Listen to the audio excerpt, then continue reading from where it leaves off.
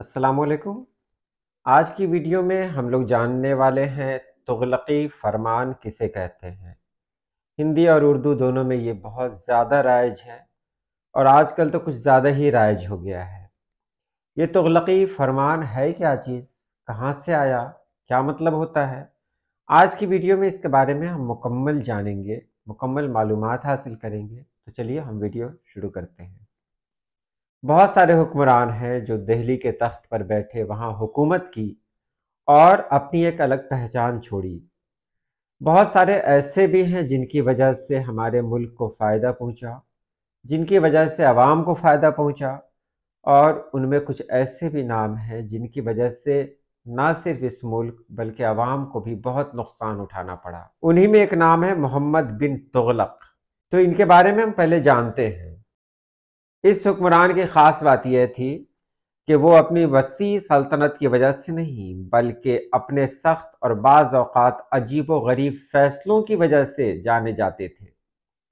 آپ نے غور کیا ہو تو آج بھی جب کوئی عجیب و غریب فیصلہ لیتا ہے تو ہم اور آپ اس کا موازنہ اس کے فیصلے سے کرتے ہیں، یعنی محمد بن تغلق کے فیصلے سے کرتے ہیں۔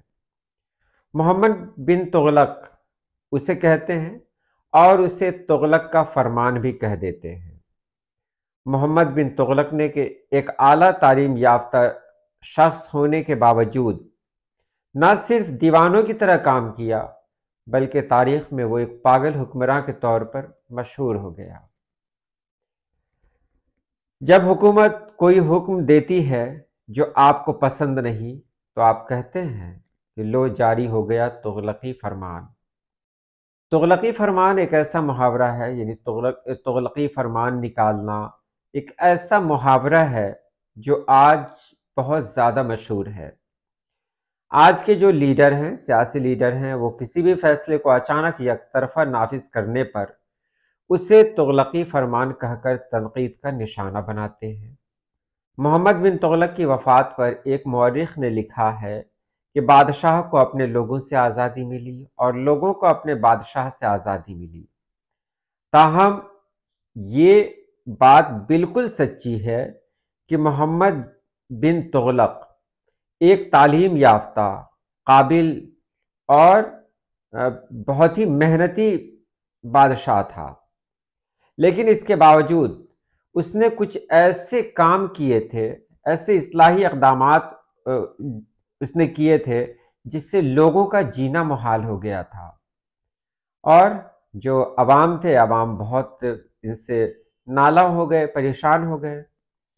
بادشاہ کو علم تھا کہ عوام ناراض ہے، اس کے باوجود بادشاہ نے اپنا فیصلہ نہیں روکا، یعنی جو اس کے دل میں آیا اس نے کہہ دیا۔ اب جب کہہ دیا تو یہ عوام ہے، اس کو ماننا ان کے لیے ضروری ہے کہ بادشاہ کے فیصلے کو مانا جائے۔ تو عوام نے مانا، لیکن عوام کو یہ سب بالکل پسند نہیں تھا۔ یہ بات بادشاہ کو بھی پتا تھی، اس کے باوجود بھی بادشاہ ایسے ایسے فیصلے لیتا رہتا۔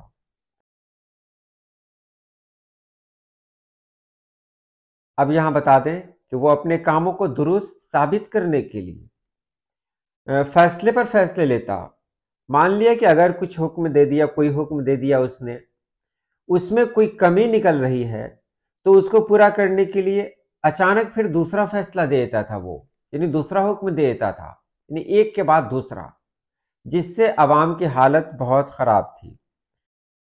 اس نے اپنی دارالحکومت دہلی سے تغلق آباد اور تغلق آباد سے پھر دہلی منتقل کیا، اور کہیں کہیں پہ لکھا ہوا ہے کہ دہلی سے دولت آباد اور دولت آباد سے واپس پھر دہلی میں آ گیا، یعنی منتقل کر دیا اس نے اپنی دارالحکومت یعنی راجدھانی کو۔ اس سے جو لوگ تھے وہ بری طرح سے پریشان ہو گئے، کیونکہ دارالحکومت کو بدلنا، راجدھانی کو بدلنا آسان کام نہیں ہے۔ اس کے لیے مطلب بہت ساری چیزیں یہاں سے وہاں کرنی پڑتی ہیں۔ لوگوں سے بھی کہا گیا کہ آپ سبھی لوگ یہاں سے چلیں، جہاں دارالحکومت ہوگی وہیں آپ لوگ رہیں گے۔ لوگ گئے اور وہاں جانے کے بعد پھر ایک حکم آیا کہ نہیں، آپ لوگ واپس وہاں جائیے جہاں سے آئے تھے۔ اس طرح کے فیصلے لیتا تھا۔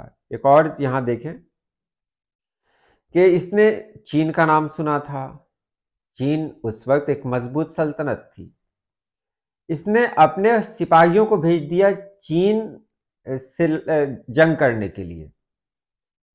اب یہ لوگ وہاں مطلب نکلے اپنے کام کے لیے، یہ لوگ چین تک بھی نہیں پہنچے، راستے ہی میں جو ہمالیہ کی سردی ہے وہیں ٹھٹھر کر سب لوگ مر گئے۔ کچھ لوگ جو واپس آئے ان کو محمد بن تغلق نے مار دیا کہ تم واپس کیوں آئے۔ یہ فیصلہ تھا۔ اپنے غلط فیصلوں کی وجہ سے جب اس کا خزانہ خالی ہو گیا تب اس نے کیا کیا تھا کہ سونے چاندی کے سکوں کی جگہ اس نے کہا کہ نہیں، اب چمڑے کا سکہ بنایا جائے گا۔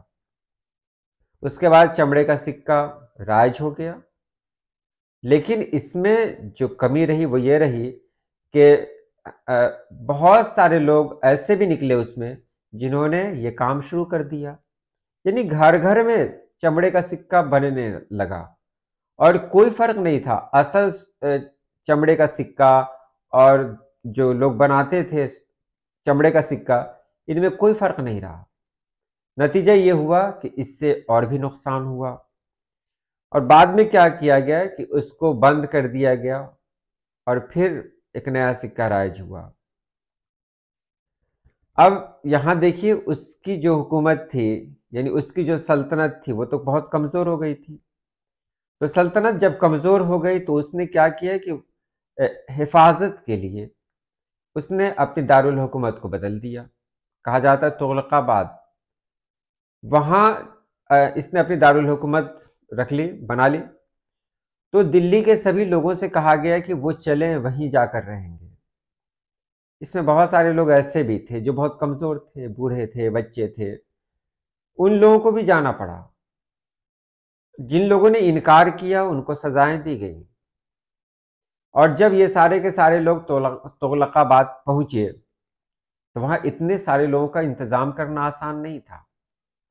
تغلق آباد دارالحکومت رکھنے کا مقصد یہی تھا کہ وہ اس کی سلطنت کے بیچوں بیچ کا علاقہ تھا جہاں دشمن آسانی سے نہیں پہنچ سکتے تھے۔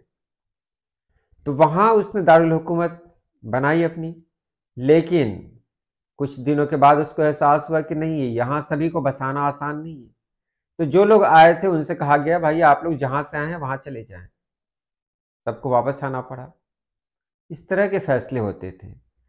یہ بہت پڑھا لکھا تھا محمد بن تغلق، یہ کوئی جاہل بادشاہ نہیں تھا، بہت پڑھا لکھا بادشاہ تھا۔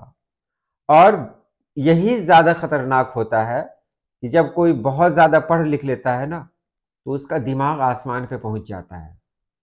اس لیے وہ ایسے ایسے فیصلے لے لیتا ہے کیونکہ اس کو لگتا ہے کہ مجھ سے زیادہ قابل تو کوئی ہے ہی نہیں، تو وہ ایسے ایسے فیصلے لے لیتا ہے جس کو عوام قبول نہیں کرتے ہیں۔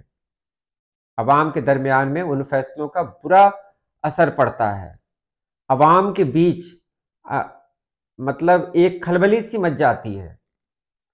اگر کوئی ہمارا بادشاہ ہے یا ہمارا کوئی حاکم ہے تو پہلا فرض اس کا یہی ہے کہ وہ جو بھی فیصلے لے اس میں یہ ضرور خیال کرے کہ اس سے عوام پر یعنی ہم پر کیا اثر پڑنے والا ہے، مثبت اور منفی، یعنی پازیٹیو اور نیگیٹو دونوں۔ تو یہ خوبی محمد بن تغلق میں نہیں تھی، اسی لیے کہا گیا تغلقی فرمان، ایک ایسا فرمان جس کا نتیجہ اس کو نہیں پتا ہے، اس کا کیا ریئیکشن ہونے والا ہے، اور بہت خراب ریئیکشن ہوتا تھا۔ تو تغلقی فرمان کہتے ہیں غلط فیصلہ لینا، ایک ایسا فیصلہ لینا جس سے عوام پر بوجھ پڑے، عوام پریشان ہو جائے، تو اسی کو کہتے ہیں تغلقی فرمان۔ اور ہاں، اس میں ایک اور بھی جوڑ دینا ہے، کیونکہ تغلق ایک بادشاہ تھا اس لیے اس فیصلے کے خلاف جانے کی طاقت کسی میں نہیں ہوتی۔ امید ہے آپ نے سمجھ لیا ہوگا۔ آج کے لیے اتنا ہی۔ اللہ پاک آپ سبھی لوگوں کو خوش رکھے، آباد رکھے۔ اللہ حافظ۔